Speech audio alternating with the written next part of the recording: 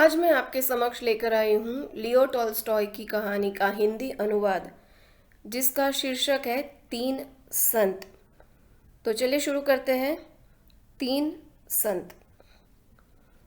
रूस के Orthodox church के आर्च बिशप को यह पता चला कि उसके नियमित प्रवचन में भाग लेने वाले बहुत से लोग एक झील के पास जाने लगे हैं। उस झील के बीच में छोटा सा एक टापू था, जहाँ एक पेड़ के नीचे तीन बूढ़े रहते थे। गांव वालों का यह कहना था कि वे तीनों संत हैं। आर्च बिशप को यह बात बहुत नागवार गुजरी, क्योंकि ईसाई धर्म में संत केवल उन्हें ही माना जाता है जिन्हें वेटिकन द्वारा विधिवत संत घोषित किया गया हो। आर्च बिशप क्रोधित हो गया। वे तीनों संत कैसे हो सकते हैं? मैंने सालों से किसी को भी संतत्व की पदवी के लिए अनुशंसित नहीं किया है। वे कौन हैं और कहाँ से आए हैं? लेकिन आम लोग उन तीनों के दर्शनों के लिए जाते रहे और चर्च में आने वालों की तादाद कम होती गई। अंततः आर्च बिशप ने यह तय किया कि वह उन तीनों को देखने के लिए खुद जाएगा। वह नाव में बैठकर टापू की ओर गया। वे तीनों वहां मिल गए। वे बेहद साधारण, अनपढ़ और निष्कपट देहातियों जैसे थे। दूसरी ओर आर्च बिशप बहुत शक्तिशाली व्यक्ति था। रूस के जार के बाद उस क्षेत्र का सबसे महत्वपूर्ण आदमी था वो। उस तीनों को देखकर वो खिंच उठा। तुम्हें संत किसने बनाया? उसने पूछा। वे तीनों एक दूसरे का मुंह ताकने लगे। उनमें से एक ने कहा, किसी ने नहीं। हम लोग खुद को संत नहीं मानते। हम तो केवल साधारण मनुष्य हैं। तो फिर तुम लोगों को देखने के लिए इतने सारे लोग क्यों आ रहे हैं? वे बोले। ये तो आप उन्हीं से पूछिए। क्या तुम लोगों को चर्च की आधिकारिक प्रार्थना आती है? आर्च बिशप ने पूछा। नहीं, हम तो अनपढ़ हैं और वह प्रार्थना बहुत लंबी है। हम उसे याद नहीं कर सकते। तो फिर तुम लोग कौन सी प्रार्थना पढ़ते हो?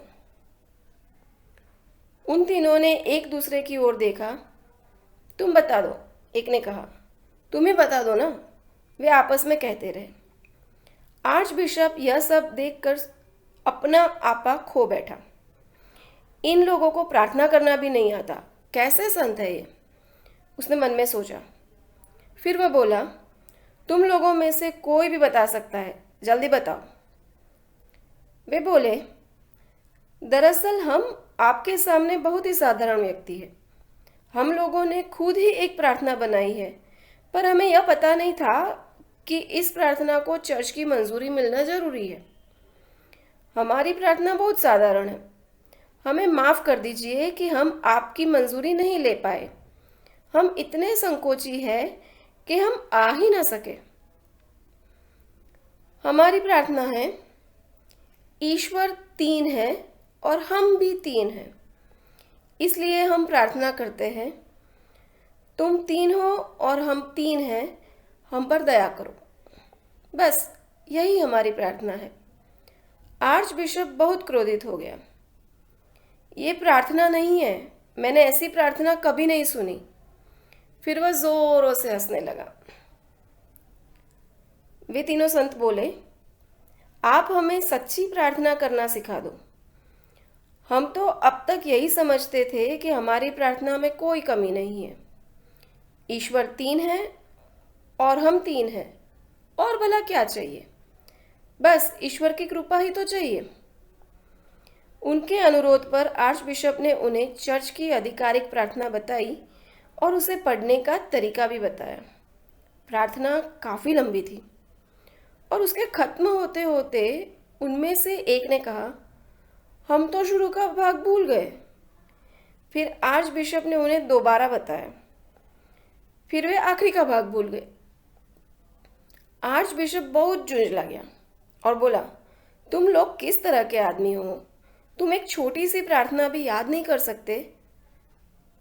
वे बोले, माफ़ करें, लेकिन हम लोग अनपढ़ हैं और हमारे लिए इसे याद करना थोड़ा मुश्किल है। इसमें बहुत बड़े बड़े शब्द हैं। कृपया थोड़ा धीरज रखें। यदि आप इसे 2-3 बार हमें सुना देंगे तो शायद हम इसे याद कर लेंगे। आर्च बिशप ने उन्हें 3 बार प्रार्थना सुना दी।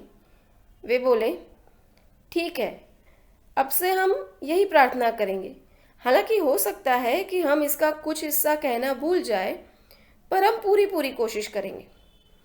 आर्च बिशप संतुष्ट था कि अब वह लोगों को जाकर बताएगा कि उसका पाला कैसे बेवकूफ़ों से पड़ा था।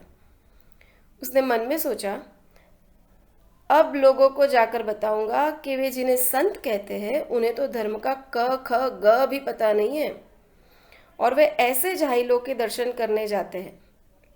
यही सोचते हुए वह नाव में बैठ गया। नाव चलने लगी और वह अभी झील में आधे रास्ते पर ही था कि उसे पीछे से उन तीनों की पुकार सुनाई दी। उसने मुड़कर देखा, वे तीनों पानी पर भागते हुए नाव की तरफ आ रहे थे। उसे अपनी आंखों पर यकीन नहीं हुआ।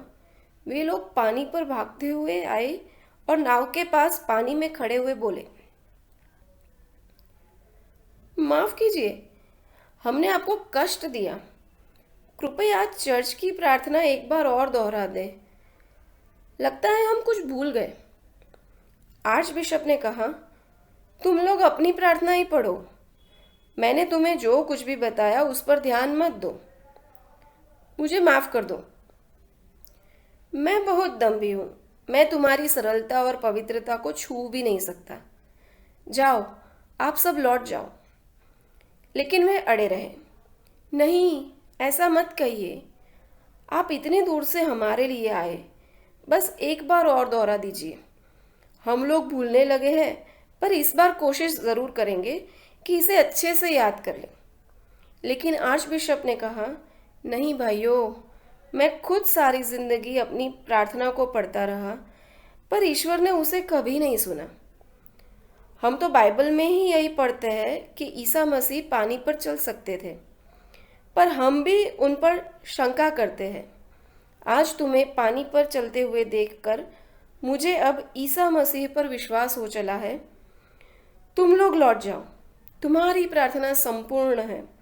तुम्हें कुछ भी सीखने की ज़रूरत नहीं है। तो दोस्तों, ये थी कहानी लियो टॉल्स्टॉय द्वारा लिखी हुई कहानी 3 संत। आशा करती हूँ कि आपको ये कहानी और उसका वर्णन अच्छा लगा। धन्यवाद।